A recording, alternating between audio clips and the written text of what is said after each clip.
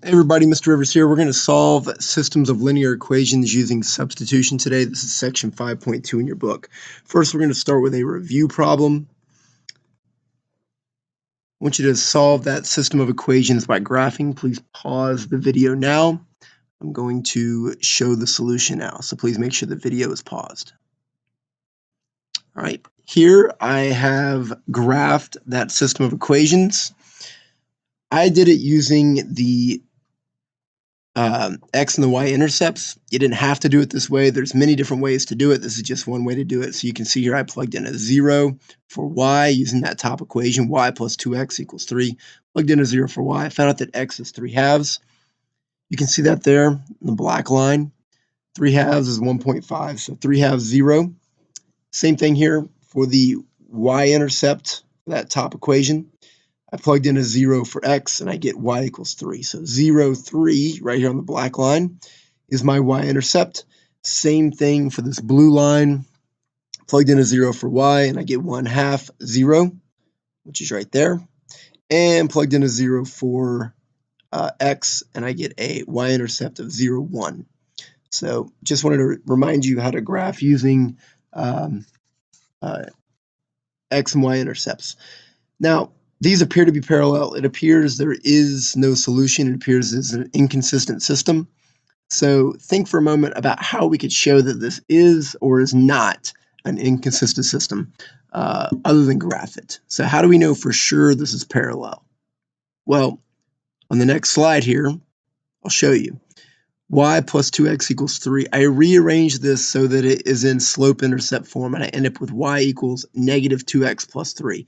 You can pause here and check my work if you like. This other equation here, 4x equals 2 minus 2y, did the same thing. I rearranged it so that it's in slope-intercept form. I get y equals negative 2x plus 1. So these two circled equations, I want you to think about what they have in common. How are they different? They've got the same slope, negative 2 and negative 2. They've got different y-intercepts, 3 and 1. Therefore, they are parallel lines, and parallel lines we know do not intersect. They are inconsistent and dependent is how this would be classified.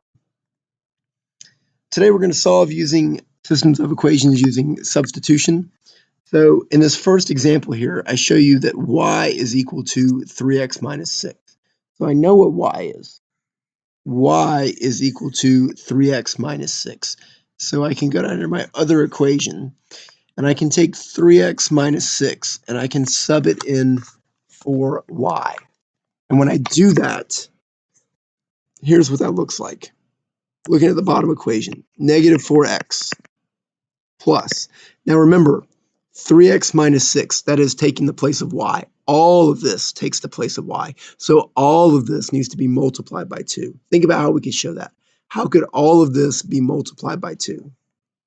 Well, I can do this. 2 parentheses 3x minus 6.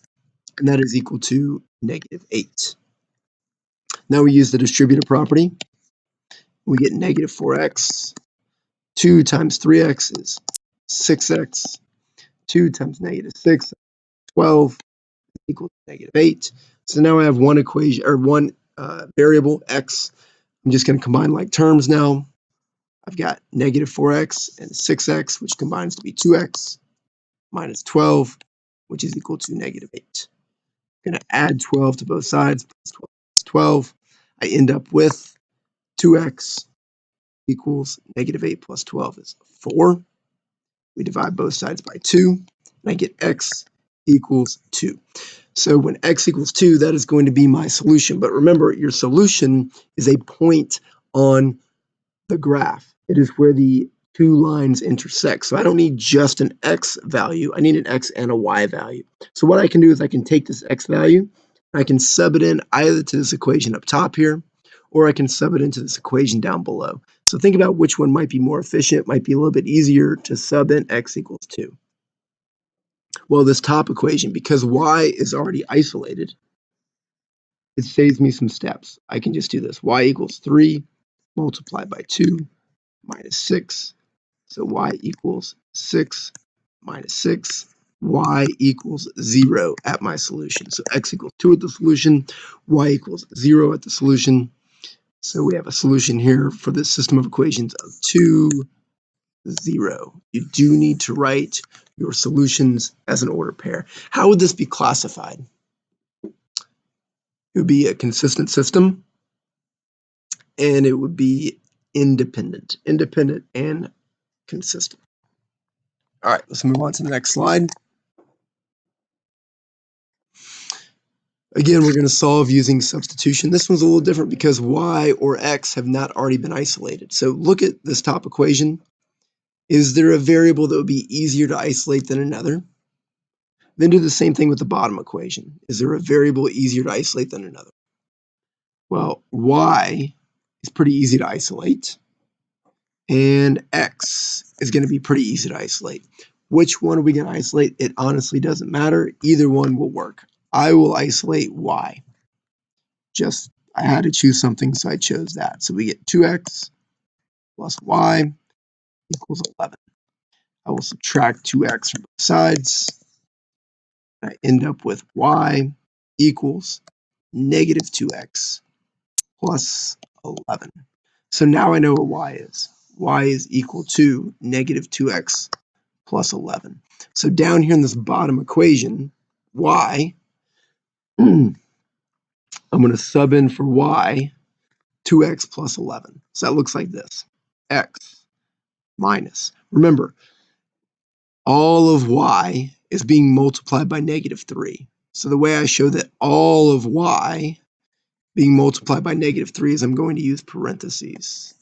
So x minus 3 parentheses, taking the place of y is negative 2x plus 11. And that is equal to 16. So I will distribute the negative 3 into the parentheses, and I get x. Negative times a negative is a positive. 3 times 2 is 6, so 6x. Negative times a positive is a negative. 3 times 11 is 33. It's equal to 16. We combine like terms, and we get 7x minus 33 equals 16. I will add 33 to the left and the right. That leaves me with 7x equals 49. So x has to equal, divide both sides by 7, 7. So x equals 7 at the solution. Remember, we need an ordered pair. So having the x is not enough. I need the y as well. But think for a moment about how we could find the y. I know what the x is. To find the y, what do I do with this x? I sub it in. I can sub it into this equation up top or that equation down below. Think about if one is more efficient than the other. I think this equation up top is going to be a little more efficient because y already has a coefficient of 1. So 2 multiplied by, instead of x, I'm going to plug in a 7 plus y equals 11. 2 times 7, that is 14, plus y equals 11. Subtract 14 from both sides, and we get y equals negative 3. So we have a solution of 7, negative 3. Please make sure you are writing your solution as an ordered pair, and this is consistent because there is at least one solution.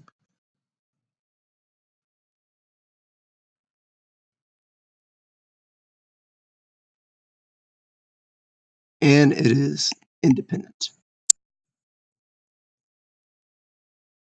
because it is not the same line. 2 different lines. Very good. Let's try a couple problems on your own. You practice this problem on your own. I'll come back with the solution in just a moment. Pause the video now. All right, on this particular problem, I think it is most efficient to isolate. Again, I think it's most efficient to isolate that x first.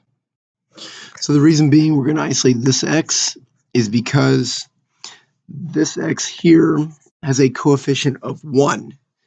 Every other variable has a coefficient that is not 1. So when we isolate that x, it looks like this. X equals, I'm going to subtract 3y from both sides, minus 3y plus 6. Now, I'm not going to show every step of the way, but we know x equals negative 3y plus 6. I'm going to take this, I'm going to plug it in for that x right there. So when I do that, it looks like this. 2 multiplied by, instead of x, negative 3y plus 6 plus 3y equals 10. So when we isolate y here, we end up with y equals 2/3. Should have gotten y equals 2/3. Then I can take y equals 2/3. I can plug it into either equation. Which equation seems a little bit more efficient than the other? This top equation, x already has a coefficient of 1. I notice that I have a denominator of 3. So if I'm multiplying that denominator by 3, which I am here, it's also happening here as well. In both equations, that denominator of 3 is being multiplied by 3 in the numerator. So either one is fine, but I'm going to use that top equation, x plus 3 times y, which is 3 times 2/3 equals 6.